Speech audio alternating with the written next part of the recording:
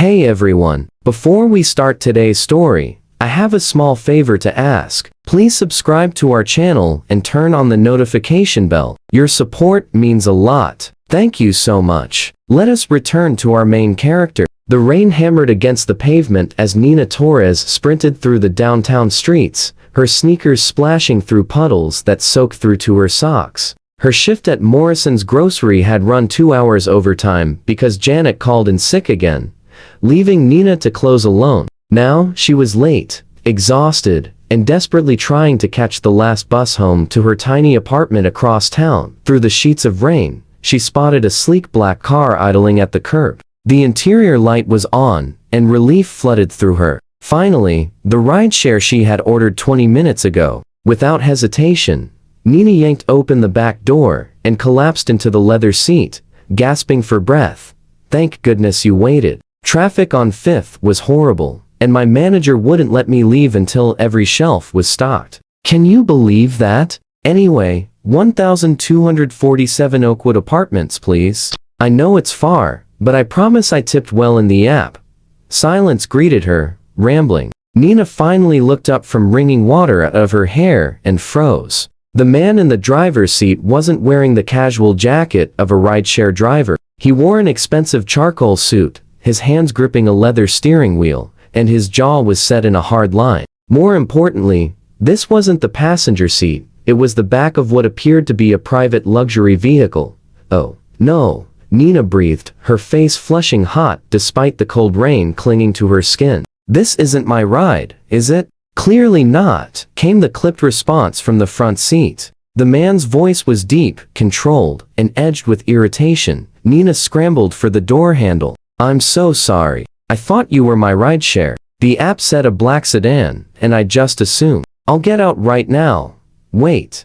The command was sharp enough to stop her movement. The man turned slightly, and for the first time, Nina saw his face properly. Strong features, dark eyes that seemed to assess everything in seconds, and an expression that suggested he was accustomed to being obeyed. You're soaked. Where are you trying to go? Oakwood Apartments. But seriously, I can wait for my actual ride. I didn't mean to intrude on your evening. Mr. Ashford studied the young woman in his back seat. Her uniform shirt clung damply to her frame, her hair was plastered to her face, and she looked utterly mortified. Most people who recognized his car would have tried to leverage the mistake into some advantage, seeking connections or favors. This woman just wanted to escape.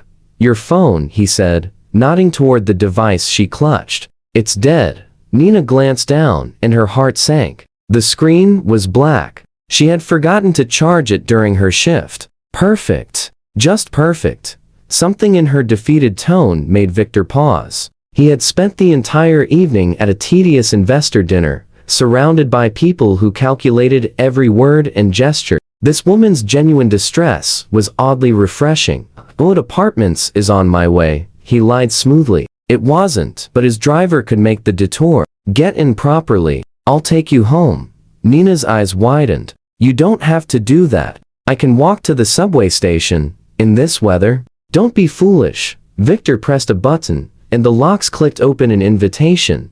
Against her better judgment, Nina settled back into the seat. The interior smelled of expensive leather and subtle cologne. She felt completely out of place, like a stray cat that had wandered into a palace. As the car pulled into traffic, Victor found himself asking, long shift? 14 hours. My coworker called in sick, and my manager refuses to hire adequate staff. But it's a job, and jobs aren't easy to find right now. What do you do? Stock shelves, run register, clean floors, whatever needs doing. Morrison's grocery on 7th Street. Glamorous, I know. There was no bitterness in her voice, just tired acceptance. Victor found himself curious, despite his usual indifference to strangers. And you do this every day? 6 days a week. Sundays I babysit for my neighbor to make extra money. My brother's in community college, and someone has to help with his tuition.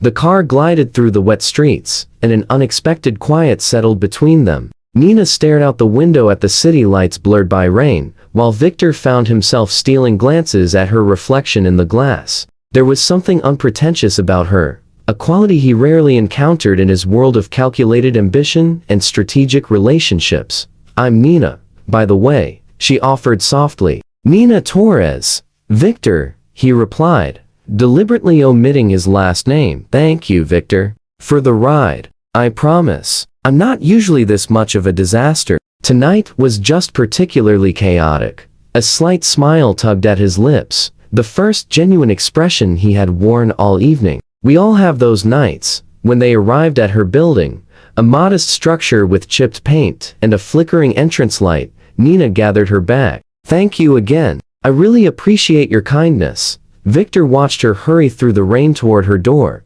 something unfamiliar stirring in his chest. He had built an empire on calculated decisions and emotional distance. Yet this accidental encounter left him oddly unsettled. As driver pulled away, Victor realized he was still thinking about the woman who had stumbled into his car, bringing with her a glimpse of a world he had long forgotten existed, one where people worked brutal hours for modest survival, yet still found grace enough to be grateful for small kindnesses. He didn't know then that Nina Torres would become the person who would dismantle every wall he had built, or that their accidental meeting would set in motion a chain of events that would transform both their lives forever. 3 days passed before Nina could shake the memory of that strange ride. She told herself it meant nothing, just a kind stranger helping someone caught in the rain. Men like Victor, polished and powerful, didn't exist in her world beyond that single intersection of circumstance. Thursday morning arrived with its usual chaos. Nina was restocking the organic produce section when her manager, Gerald, appeared looking flustered.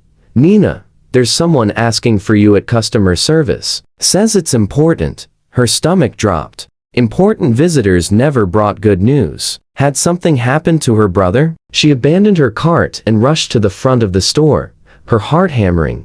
Standing at the customer service desk, looking completely out of place among the fluorescent lights and discount signs, was Victor. He wore a different suit today, navy blue with a crisp white shirt, and he held a small business card between his fingers. "Victor?" Nina's confusion was evident. "What are you doing here? I need to speak with you. Is there somewhere private?" Gerald hovered nearby, suspicious and protective. Nina nodded toward the break room, leading Victor through the narrow employee corridor. The space was cramped and smelled of burnt coffee and microwaved lunches. Victor seemed to fill the entire room with his presence. "How did you find me?" Nina asked, crossing her arms. "You mentioned Morrison's grocery on 7th Street. There's only one location." He set the business card on the rickety table between them. "I have a proposition for you." Nina's guard went up immediately. She had heard enough stories about wealthy men and their propositions. "I'm not interested in whatever you're suggesting." Victor's eyebrow raised slightly. "I run a charitable foundation focused on educational access and community development. My previous personal assistant left abruptly for a position overseas. I need someone organized, honest, and capable of managing complex schedules and sensitive information. The salary is $75,000 annually with full benefits." The number hit Nina like a physical blow. She made barely $22,000 at the grocery store. "Why me? You don't know anything about me. I know you work 6 days a week at a job that barely pays enough to survive. I know you support your brother's education. I know you were honest about entering the wrong car instead of trying to exploit the situation. That tells me more than any resume." Nina picked up the business card. Victor Ashford, CEO. Ashford Technologies and Philanthropic Foundation. Her breath caught. She had stumbled into the car of one of the city's most prominent tech billionaires. News articles flashed through her memory. Stories about his revolutionary software, his billion-dollar company, his reputation for being brilliant but impossibly distant. "This is insane. I don't have the qualifications for something like this. I barely finished community college before I had to start working full-time. The foundation needs someone real, not another polished professional who sees it as a resume builder. Your lack of traditional credentials is actually an advantage. You understand the communities we're trying to help because you're part of them." Nina wanted to refuse. Every logical instinct told her this was too good to be true, that she would fail spectacularly in a world she didn't understand. But then, She thought of her brother's tuition bills, the medical debt from her mother's illness 2 years ago, the constant weight of never having enough. I'd need to give 2 weeks notice here. Compensate Morrison's for your immediate departure. Can you start Monday? Her hands trembled slightly as she nodded. Monday. Victor's expression didn't change, but something flickered in his eyes. Satisfaction, perhaps, or relief. My driver will pick you up at 8. The address is on the card. After he left, Nina stood in the break room for a long time, staring at the business card. Gerald appeared in the doorway, his face a mixture of concern and curiosity. Everything okay? That guy looked important. He just offered me a job, Nina said, her voice distant. A really good job.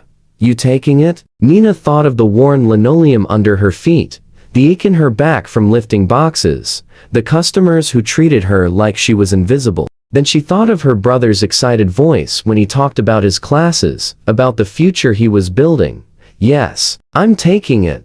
Monday morning, Nina stood outside her apartment building wearing the most professional outfit she owned. A simple black dress and modest heels purchased from a discount store. When the sleek car pulled up, the same driver from that rainy night offered her a polite smile.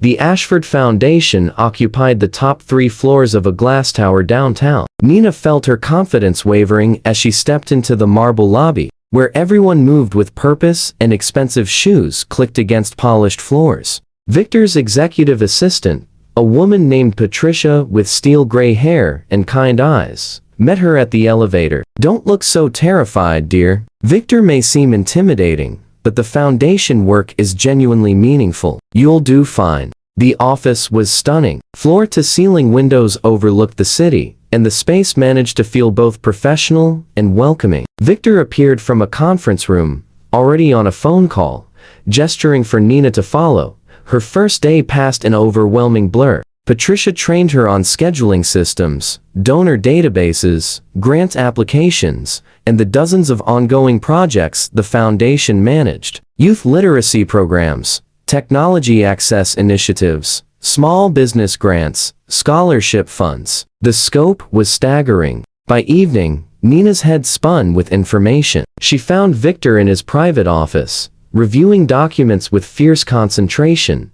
I'm heading out, she said from the doorway. Is there anything else you need tonight? He looked up, and for a moment, his professional mask slipped. He looked tired, the kind of exhaustion that came from carrying weight that never lightened. How was your first day? Overwhelming, inspiring, terrifying, all of the above. A ghost of a smile crossed his face. That sounds about right. Nina should tell you something. This foundation isn't just a tax write-off or publicity strategy for me. I grew up with nothing. My mother cleaned offices at night so I could stay in school. I built my company, made my fortune, and I've spent the last 5 years trying to figure out how to give back in ways that actually matter. Most people in my position don't understand that world anymore, but you do. That's why you're here. Nina absorbed his words, seeing him differently. The cold exterior wasn't arrogance. It was armor built from years of fighting to survive and succeed in spaces that didn't want him. I'll do my best not to let you down, she promised. You already haven't. Over the following weeks, Nina discovered the rhythm of her new life. She coordinated with community centers, reviewed grant proposals, scheduled meetings with nonprofit leaders. Victor trusted her judgment in ways that surprised her, asking her opinion on which projects felt authentic versus performative. They fell into an easy working relationship. Victor was demanding but fair, expecting excellence, but providing the resources to achieve it. Nina brought a perspective he valued, spotting the genuine need beneath polished presentations, identifying the communities most deserving of support. But something else was growing between them, something neither acknowledged directly. The way Victor's expression softened when Nina brought him coffee during late nights. The way Nina found herself staying hours past her scheduled time, not because she had to, but because she wanted to. The conversations that drifted from foundation business to personal stories, shared over Chinese takeout at his desk when they worked through dinner. Patricia noticed, offering Nina a knowing look one afternoon. He's different with you around. Lighter somehow. Victor spent so long building walls that I think he forgot there was a person behind them. Nina tried to dismiss it. Victor was her boss. This was a professional relationship, but when his hand brushed hers reaching for the same document, when their eyes met across a crowded conference room, when he laughed, genuinely laughed at something she said, she felt the careful boundaries beginning to blur. One evening, as they reviewed scholarship applications, Victor paused. Do you ever regret taking this job? Moving into a world so different from what you knew? Nina considered the question carefully. Sometimes it feels surreal, like I'm playing a role I'm not qualified for. But then I read letters from students who received scholarships, or I visit a community center we funded, and I remember why it matters. You gave me a chance to be part of something bigger than survival. Not many people get that gift. Victor's gaze held hers, intense and searching. You've given me something too, a reminder of why any of this matters. I was going through motions, checking boxes, before you arrived. You made it real again. The air between them felt charged, heavy with words neither dared to speak. Nina's heart raced, but she forced herself to look away, to maintain the professional distance that kept everything safe and uncomplicated. But safety and simplicity were already slipping away, and both of them knew it. The connection forming between them was undeniable, and with each passing day, it became harder to pretend it was merely professional respect. The real test was coming, though neither knew it yet. Victor's world was about to collide with forces that would threaten everything, and Nina would have to decide how far she was willing to go for a man who was finally learning to let someone past his defenses. The crisis arrived on a Tuesday morning, delivered in the form of a scathing news article that spread across business media like wildfire. Ashford Technologies under investigation, CEO accused of financial misconduct. Nina arrived at the office to find it in chaos. Reporters crowded the lobby, phones rang incessantly, and Patricia looked more stressed than Nina had ever seen her. What happened? Nina demanded, setting down her bag. Allegations from a former business partner. Claims that Victor manipulated contracts and misappropriated funds. It's completely fabricated, but the damage is already spreading. Nina found Victor in his office, standing at the window with his back to the door. The tension in his shoulders was visible even from across the room. Victor? You should go home, he said without turning. This is about to get very ugly, and I won't have you caught in the crossfire. Not a chance. Nina closed the door behind her and crossed to his desk. Tell me what's really happening. He finally faced her, and the exhaustion in his eyes made her chest ache. Richard Sutton, a man I partnered with 7 years ago on a failed venture. He's been trying to sabotage my reputation ever since I succeeded without him. He's fabricated documents, bribed former employees to give false testimonies. My legal team says we can fight it, but the court of public opinion moves faster than any legal process. Then we fight back. Not with lawyers only, but with truth. Victor, the foundation has transformed dozens of communities. We have testimonials from hundreds of people whose lives you've changed. Let's show the world who you really are, not the caricature Sutton is trying to create. Over the next week, Nina became Victor's fiercest defender. She coordinated with community leaders to share their stories. She compiled data showing the foundation's transparent finances and measurable impact. She worked 20-hour days, barely sleeping, fueled by coffee and determination. Reporters who came looking for scandal found instead a passionate woman who spoke eloquently about educational programs, technology access, and genuine philanthropy. Nina gave interviews, appeared on local news segments, and presented evidence that slowly began shifting public perception. Victor watched her work with growing admiration and something deeper. She didn't have to do any of this. She could have walked away, protected herself from the controversy. Instead, she fought for him with unwavering loyalty. Late one night, they were alone in the office reviewing legal documents. Nina rubbed her tired eyes, and Victor stood abruptly. Stop. You need to rest. I'm fine. We just need to finish this section, and then we can send it to your attorneys in the morning. Nina. He crossed to where she sat, kneeling beside her chair so they were eye level. Why are you doing this? Putting yourself through this stress, risking your reputation by association with me? She met his gaze, her defenses finally crumbling under the weight of exhaustion and emotion. Because you're a good man, Victor. Because you gave me a chance when no one else would have. Because somewhere along the way, this stopped being just a job and became something that matters deeply to me. You matter deeply to me. The confession hung between them, raw and honest. Victor reached up, his hand cupping her cheek with unexpected gentleness. I've spent my entire adult life keeping people at a distance. It was safer, more efficient. But you walked into my car on a rainy night and somehow dismantled every wall I built. I don't know when it happened, but somewhere between grant proposals and late-night takeout, I fell in love with you. Nina Torres. Tears spilled down her cheeks. I love you too. I tried not to. I told myself it was inappropriate, that we were from different worlds. But my heart didn't care about any of that.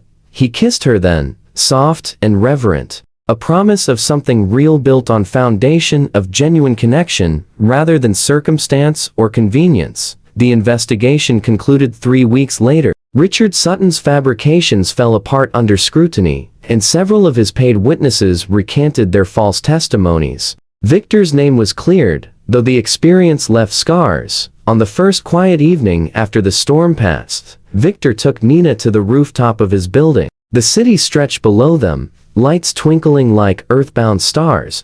I've been thinking, he began, holding her hand, about what kind of life I want to build. The company will continue, the foundation will grow, but none of it means anything without someone to share it with. I don't want a relationship built on contracts or convenience. I want partnership. I want truth. I want you, exactly as you are. Nina smiled, squeezing his hand. I'm still the same girl who worked at a grocery store and entered the wrong car on a rainy night.